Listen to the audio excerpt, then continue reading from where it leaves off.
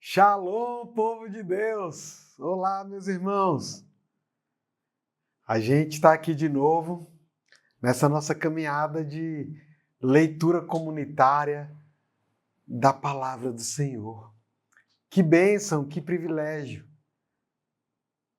A gente é de verdade um povo que vive coisas maravilhosas, não é não?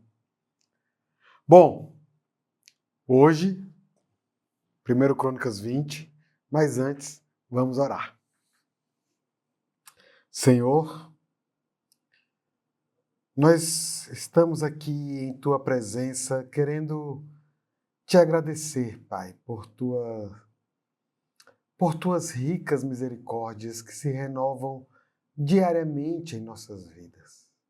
Te louvamos por esse dia, que a nossa vida seja sempre uma expressão de louvor a Ti, uma manifestação da Tua glória para aqueles que não Te conhecem, também para aqueles que Te conhecem. Seja sempre a expressão da Tua misericórdia e da Tua graça sobre nossas vidas. Ó Pai, sê conosco neste momento de pastoreio. Nos guia, pois precisamos de Ti. Fala aos nossos corações, nos alimenta, pois temos fome e temos sede de Ti. Sê conosco neste tempo, em nome de Jesus. Amém. Meus irmãos, antes da gente louvar, vou te desafiar novamente. Pega esse link, distribui nos grupos, manda para as pessoas que você conhece aí, pelas redes sociais, pelos aplicativos de comunicação. Chama o povo para ouvir a palavra de Deus, para louvar a esse nosso Senhor que é único e verdadeiro e para orar a Ele. Mas, enquanto isso, vamos louvar a Deus.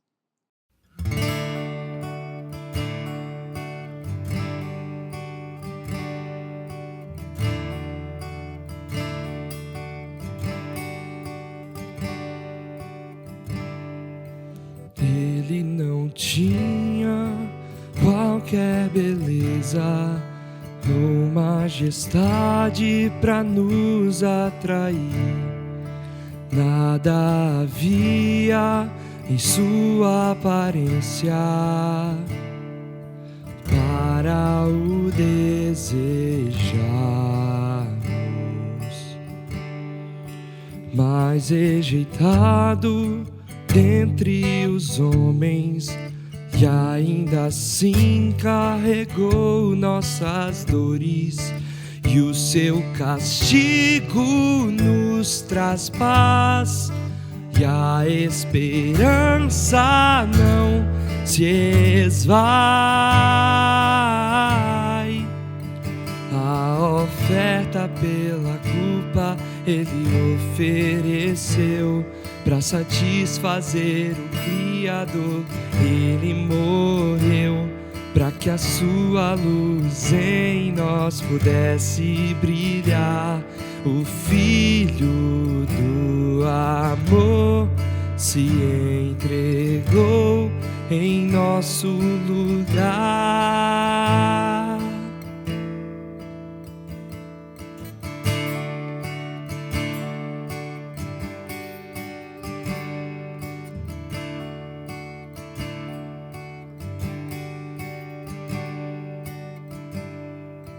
Mas rejeitado dentre os homens, e ainda assim carregou nossas dores, e o seu castigo nos traz paz, e a esperança não se esvai. A oferta pela culpa Ele ofereceu, para satisfazer o Criador. Ele morreu para que a sua luz em nós pudesse brilhar. O Filho do amor se entregou em nosso lugar. És o Cordeiro que pelos nossos pecados foi esmagado, sem dizer uma só palavra, se entregou aos cravos, derramou sua vida até a morte, provando a ira amarga, pra nos dar sua doce graça e nos fazer viver.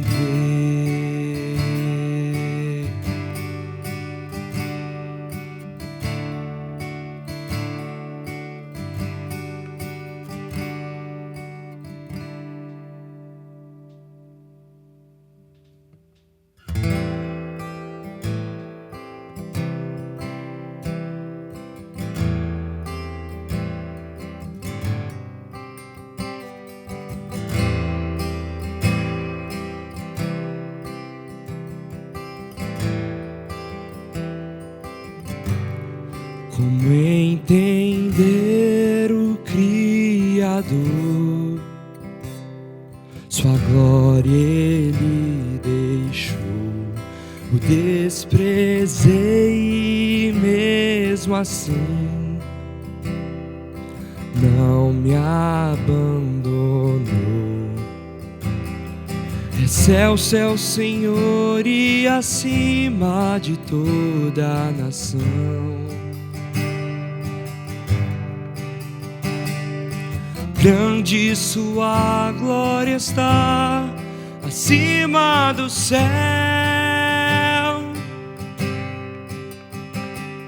mas como irás te inclinar pra ver quem eu sou? Mesmo em meio ao pecado, Ele me amou.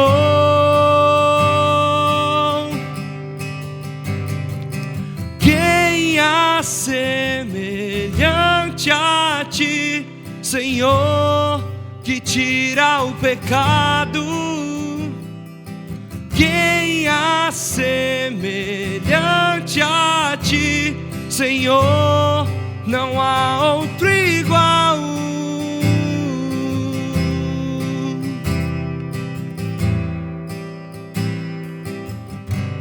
Como entender o Criador?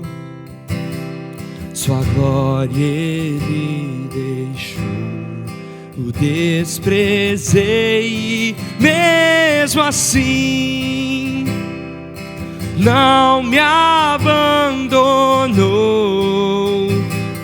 É céu, céu, Senhor, e acima de toda a nação. Grande sua glória está acima do céu,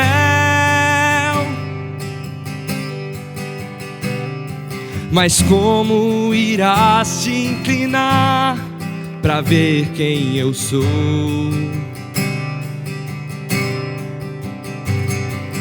Mesmo em meio ao pecado, Ele me amou.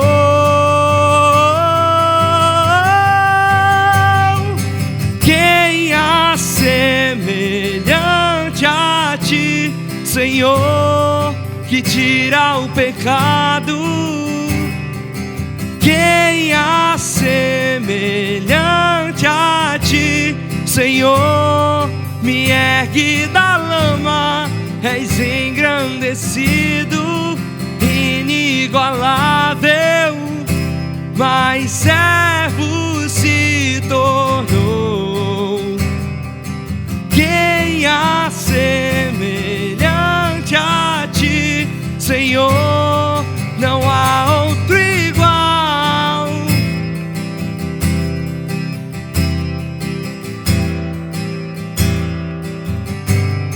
não há outro igual.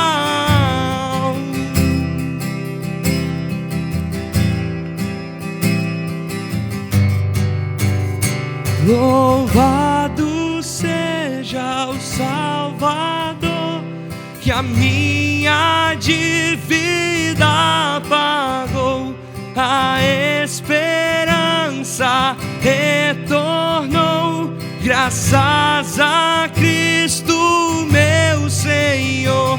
Louvado seja Salvador, que a minha dívida pagou, a esperança retornou, graças a Cristo meu Senhor.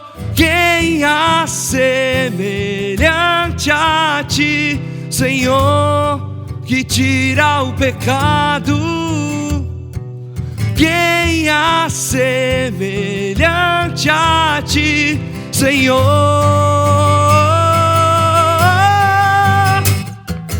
Quem há semelhante a ti, Senhor, que tira o pecado? Quem há semelhante a ti, Senhor? Me ergue da lama, és engrandecido, inigualável, mas servo se tornou. Quem há semelhante a ti, Senhor? Não há outro igual.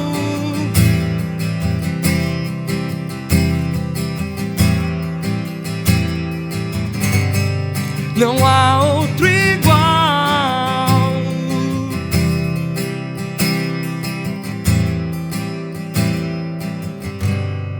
Não há outro igual. Amém, amém, meus irmãos.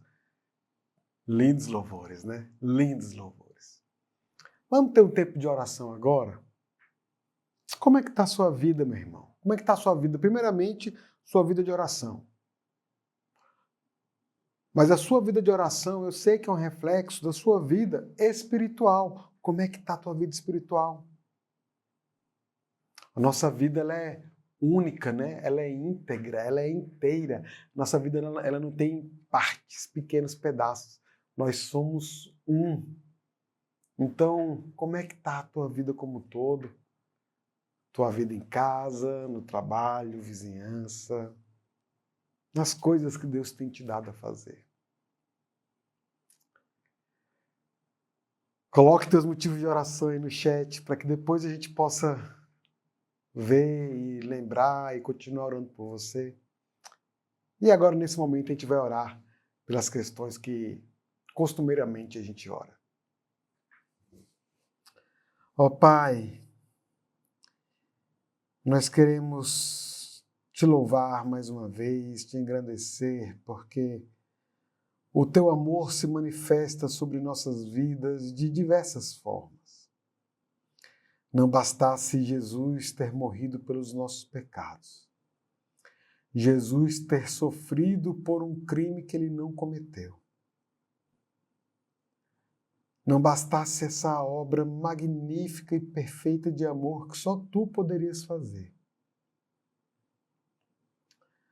Tu também cuidas de nós em cada detalhe de nossa vida, em cada questão, em cada assunto. Nós queremos te louvar, Pai.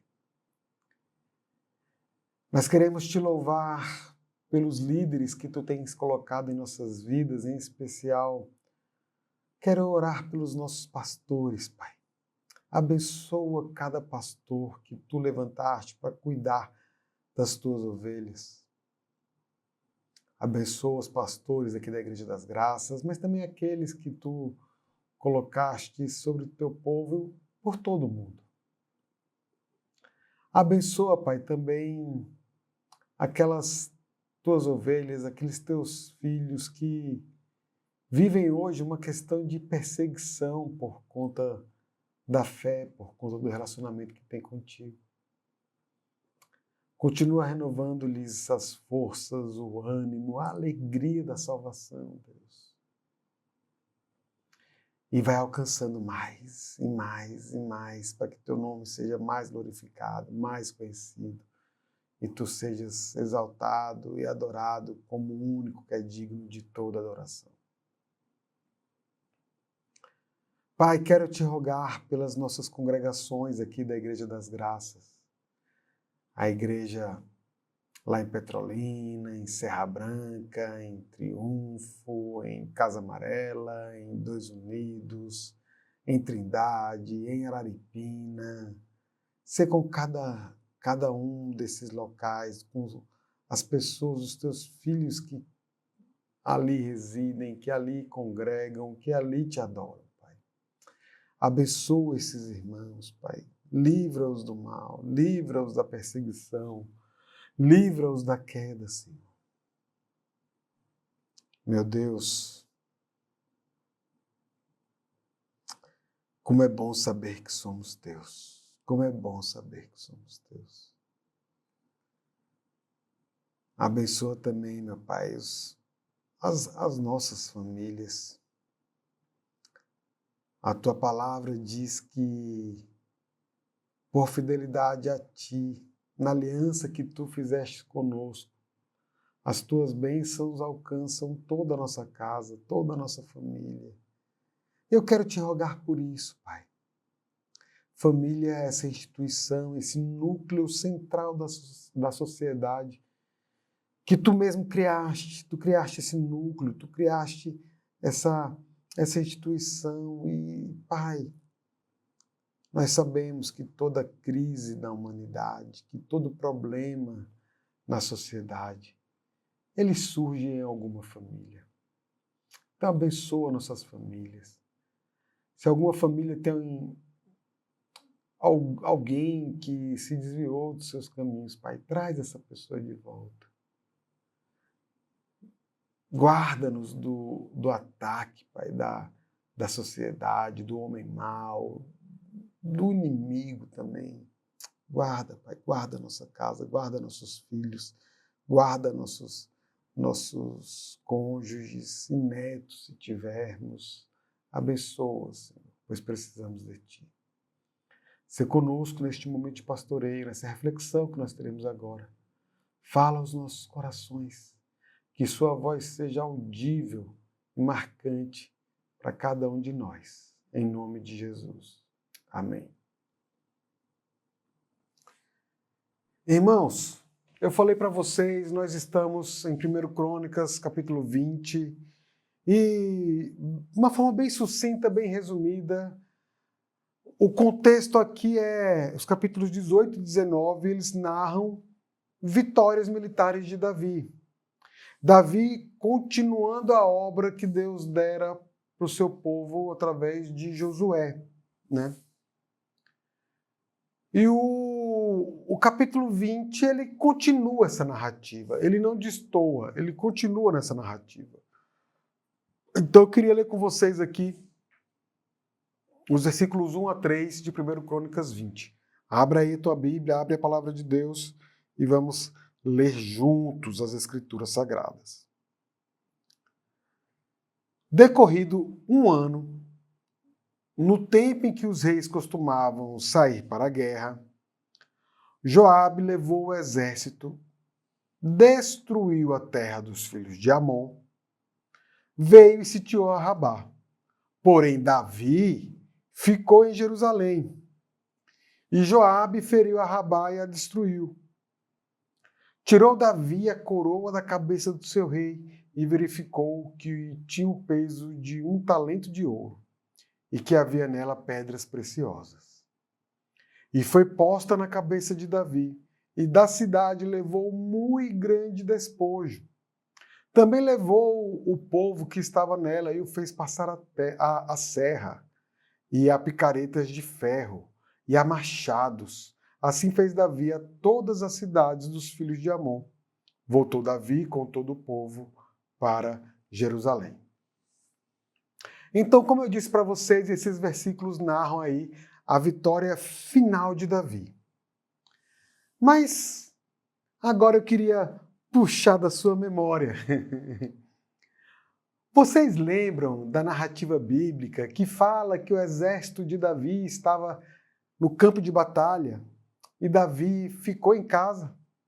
Vocês lembram o que aconteceu ali? Guerra contra os filhos de Amon, contra os amonitas. Davi está em casa. Depois leiam lá 2 Samuel 11:12. Davi então vai para o pátio, vê uma mulher tomando banho, se encanta por ela, adultera. Ela era esposa de um dos seus comandantes militares. Ele chama esse comandante de volta e ele resolve não obedecer ao rei porque ele quer voltar para o campo de batalha. Então Davi o manda à morte. Esse é o contexto do que a gente está lendo aqui. Esse texto ele é dominado pelo escândalo de Davi com Batseba. E uma insinuação dessa nova disposição do texto, né?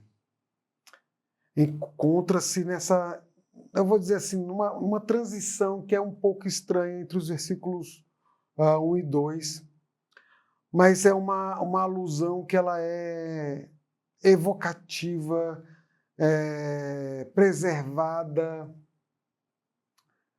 nessa frase enigmática que dizendo que Davi ficou em Jerusalém. Dois propósitos, eles podem ser discernidos aqui nessa versão do cronista. Lembrem-se, eu sempre estou enfatizando isso, que Crônicas foi escrito para um povo no período pós-exílico, o povo que estava voltando ali para a Terra Prometida para reconstruir o templo e reconstruir a cidade.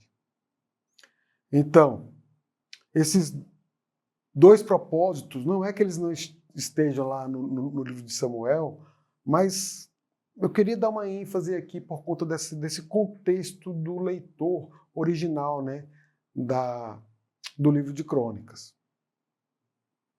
O primeiro ponto, o primeiro propósito é que, embora o cronista não ignore que Davi seja culpado de um grande pecado, o que o cronista quer é salientar a ênfase conclusiva de Samuel naquela tragédia Urias-Batseba, no arrependimento, perdão e restauração.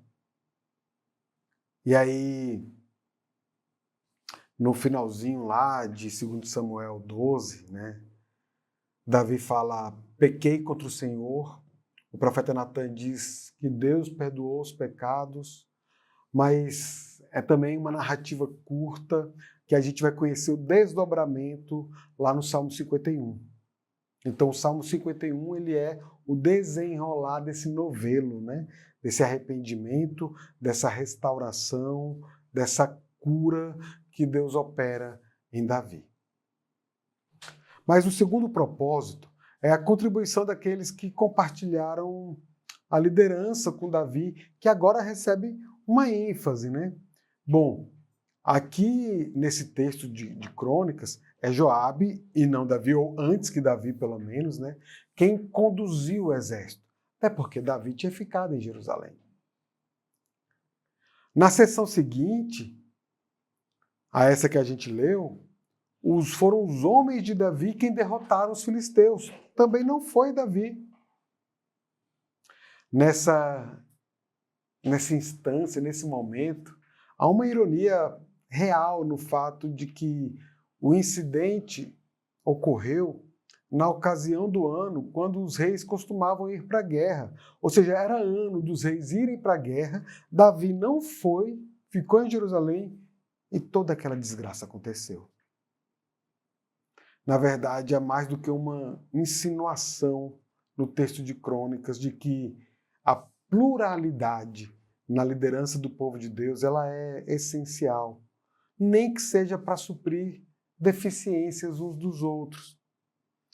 E de uma forma muito especial, assim, eu olho para esse texto e eu louvo a Deus pela forma de governo aqui da Igreja Presbiteriana.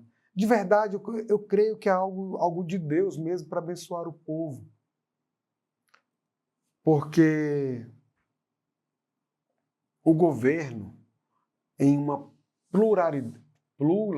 pluralidade, quase não saiu, ele visa abençoar o povo, ele visa cuidar o povo, ele visa evitar que alguém tenha muito poder e assim possa acabar oprimindo o povo. São essas estratégias de Deus, esse jeitinho, né, peculiar de Deus cuidar das nossas vidas, que Ele nos ensina em Sua palavra. E é tão bom a gente poder desfrutar, né? Mas o texto fala também da coroa. A coroa que pertencia ao rei Amonita. O texto diz que essa coroa tinha um peso de 1 talento de ouro e que nela havia pedras preciosas. Só como curiosidade, você tem ideia de quanto pesa, né, convertido aí para quilogramas, essa coroa? Essa coroa pesa aproximadamente uns 30 quilos. E ela pertencia ao rei Amonita, mas havia sempre esse entendimento, né, do rei com seus respectivos deuses, ou normalmente deuses, porque os povos daquela região costumavam adorar panteões de deuses, né? Então, essa coroa, segundo dizem os comentaristas, ela era considerada como sendo a coroa de Moloque, que era o deus dos amonitas.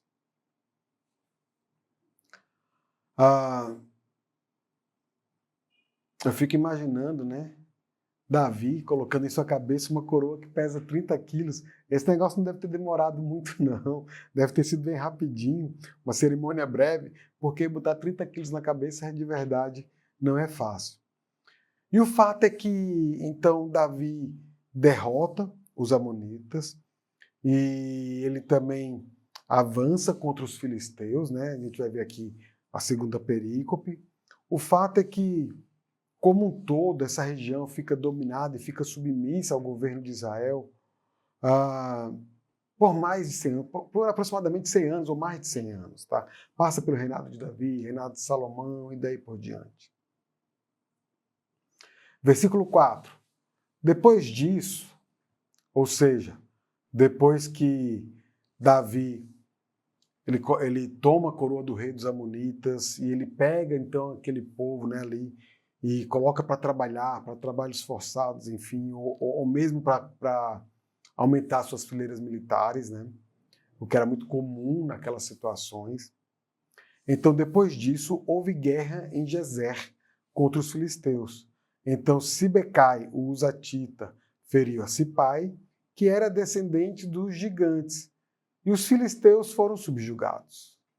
Houve ainda outra guerra contra os filisteus, e Elanã, filho de Jair, feriu a Lami, irmão de Golias, o geteu, cuja lança tinha a haste como eixo de tecelão. Houve ainda outra guerra em Gate. Havia ali um homem de grande estatura. Tinha 24 dedos, 6 em cada mão e 6 em cada pé. Também este descendia dos gigantes. Quando ele injuriava Israel, Jonatas, filho de Simeia, irmão de Davi, o feriu. Estes nasceram dos gigantes em Gate e caíram pela mão de Davi e pela mão dos seus homens. O relato dessas guerras aqui de Davi, ele é completado por 3 pequenos relatos tirados aqui dessas guerras, eu vou chamar assim, filisteias, guerras contra os filisteus, né? E essas sessões, elas trazem várias ligações com outras passagens, né? É bem interessante esse texto. E ele compartilha, por exemplo, com o texto que a gente leu antes, os versículos de 1 a 3, a ideia de que os soldados de Davi, e não o próprio Davi, são os verdadeiros heróis. Essa ênfase na liderança conjunta é tanto mais importante porque os filisteus tinham sido os mais ferozes inimigos dos israelitas por décadas, por muito tempo mesmo. Mas também existe uma ligação com a aliança davídica, né? A gente sabe disso, porque o acréscimo de foram subjugados, que está lá no versículo 4, sugere fortemente que derrotar os filisteus é como que um cumprimento da promessa de Deus para a vida deles, lá em 17:10, né? O texto que tem no versículo lá, no capítulo 17, versículo 10, aonde essa mesma palavra ela surge. Então, somente agora, o temor, né, se tornou fé. Quando finalmente Davi e seus homens completaram a conquista de Josué, que foi uma realização que foi possível somente porque Deus manteve a sua promessa. Não foi por conta de Davi, de suas habilidades, de quem era, mas porque Deus manteve as suas promessas apesar de Davi. Contudo, esse auge aqui das realizações militares de Israel precisa ser colocado em perspectiva, porque ele sequer começa a escalar, eu vou chamar assim, né, os picos, as montanhas, né, das esperanças do Antigo Testamento para Davi e toda a sua dinastia. Porque, né, o texto em Salmo, por exemplo, vai dizer: eu te darei as nações por herança e as extremidades da terra por tua possessão. Essas esperanças, elas foram realizadas apenas no Filho de Davi, chamado Jesus Cristo. Jesus, ele se tornou o vencedor de todos os poderes de oposição a Deus, de cada nação, e não através de força militar, como fez Davi, mas ao entregar sua vida na cruz.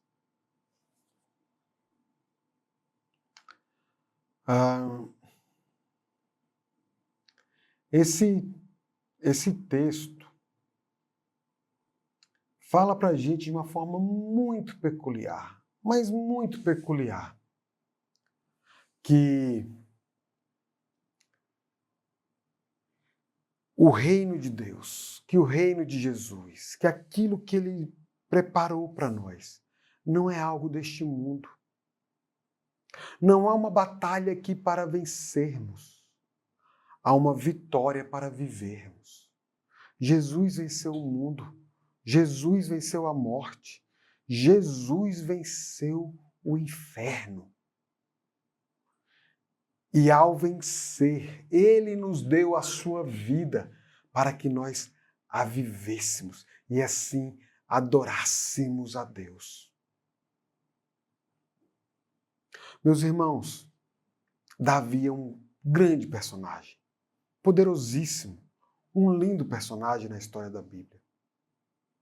Mas nada, nem ninguém se compara a Jesus Cristo. Ele sim é o grande rei. Nele todas as promessas de Deus nas Escrituras se convergem. Ele é a encarnação de Deus. Ele é a encarnação do plano de Deus para a nossa restauração, para a nossa redenção. E é assim, com essa certeza, que a gente termina hoje nosso momento de pastoreio. Eu quero te encorajar a ficar lembrando de quem é Jesus por toda essa semana. Fica lembrando dele, do que ele fez por você. E você vai ver como o seu coração vai se encher de alegria e de apego por ele. Amém? Vamos orar? Senhor, nós queremos te louvar, porque tu nos destes a tua vida. Tu nos enxertaste na videira. E tu nos colocaste num trono eterno, ao teu lado, para que conjuntamente contigo governássemos o universo. É assim, hoje, através de nossas orações, e será assim eternamente, ao estarmos ao teu lado, te adorando na glória, Pai. Senhor, obrigado, Deus. Obrigado por esse privilégio. Abençoa cada irmão meu, cada irmã minha, que de repente está com algum tipo de dúvida ou de dificuldade. Enche o coração deles da certeza do teu amor, Pai. Senhor, perdoa-nos nossos pecados. Assim nós te oramos, no nome de Jesus. Amém. Vamos ao último louvor, meus irmãos.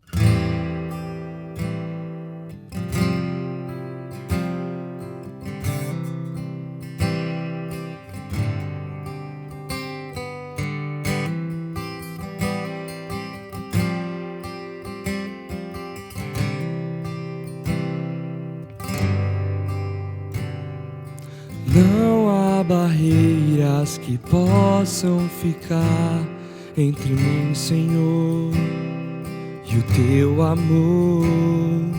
O meu pecado foi pago e apagado por teu favor que me alcançou.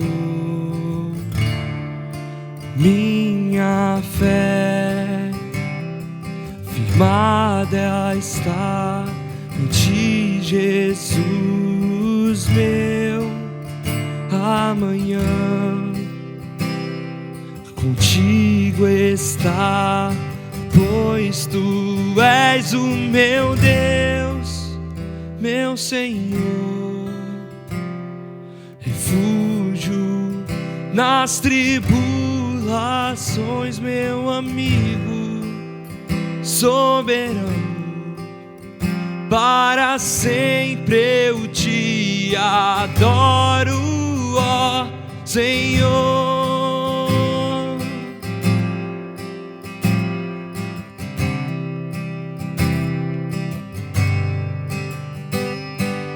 Encontro vida eterna em ti, és meu Salvador e Redentor. Livre eu sou através desse amor que me restaurou e me limpou. Minha fé firmada está em ti, Jesus, meu amanhã contigo está, pois tu és o meu Deus, meu Senhor, refúgio nas tribulações, meu amigo soberano. Para sempre eu te adoro, ó Senhor.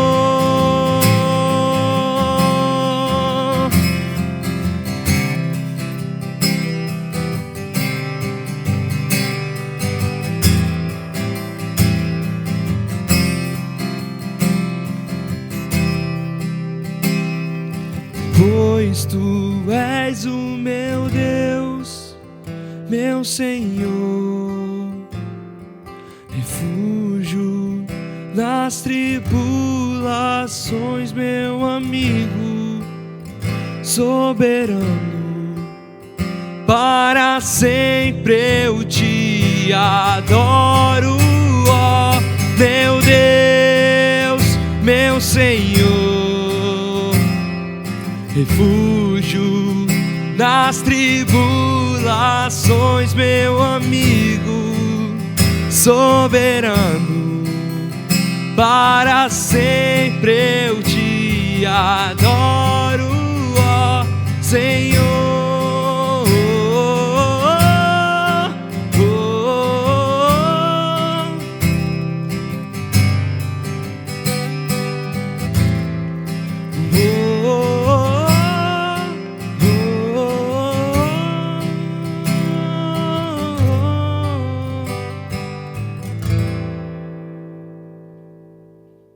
Amém. Que Deus abençoe. Até a próxima. Tchau, tchau.